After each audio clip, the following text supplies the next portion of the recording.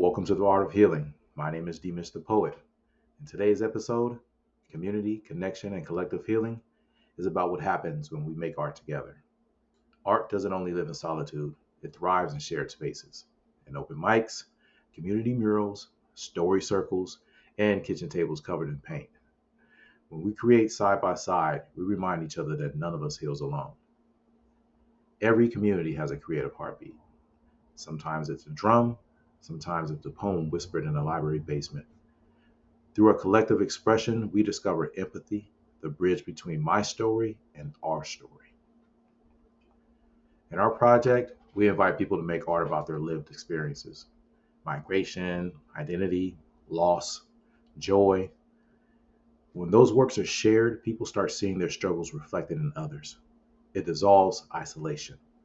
Art becomes a mirror that multiplies compassion. And that's beautiful, isn't it? And it's ancient.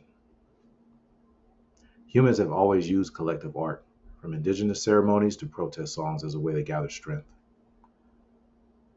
It's how we remember our pain is never just personal. It's part of a larger story of resilience.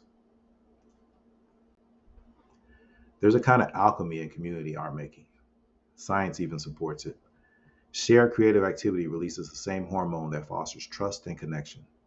It's why group singing, painting circles, and collaborative writing feel so healing. They reawaken our nervous systems to belonging.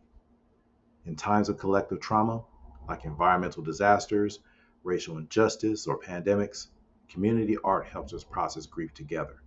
It turns our anguish into action, sorrow and celerity. So art isn't just therapy, it's activism.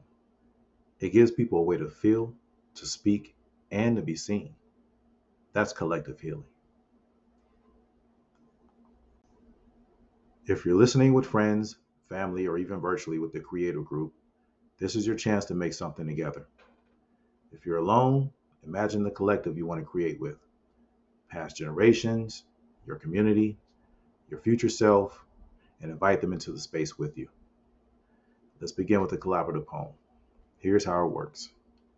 Number one, choose a shared theme, something like healing, hope, or change, or even home. Number two, one person writes a single line. Number three, the next person adds a response or an echo. Number four, keep going until it feels whole, like a conversation written in verse. You might end up with something like this: we gathered with paint under our fingernails, not to fix what was broken, but to remember what still glowed. Alternatively, you can create a group challenge or a collage. Gather scraps, images, or objects that represent renewal. Arrange them in a circle or spiral, something that visually says, we are in this together. And as you create, notice the energy that builds, the laughter, the quiet, the exchange. This is art as relationship, art as collective breath.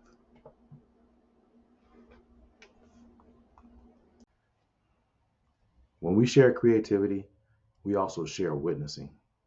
Someone sees your art and feels less alone. You see theirs and remember, healing isn't private, it's participatory. I've seen murals on the side of abandoned buildings become sacred walls of memory. Poetry slams become spaces where people reclaim their voices. When art enters the public square, it turns pain into possibility. And it reminds us collective healing isn't about sameness, it's about the beauty of difference woven together. Each voice, each color, each story, forming a tapestry of resilience.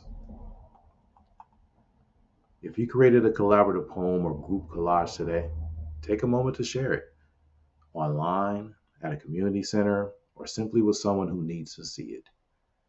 Art wants to be witnessed. Let it travel. Next time, we'll step outdoors into nature's studio to explore how the natural world inspires calm, creativity, and balance in episode 9: Nature as Muse and Medicine. Until then, keep creating, keep sharing, and remember, your voice is part of a larger song. I'm D. Mitch the Poet, and this is The Art of Healing. Thank you for being a part of this creative community.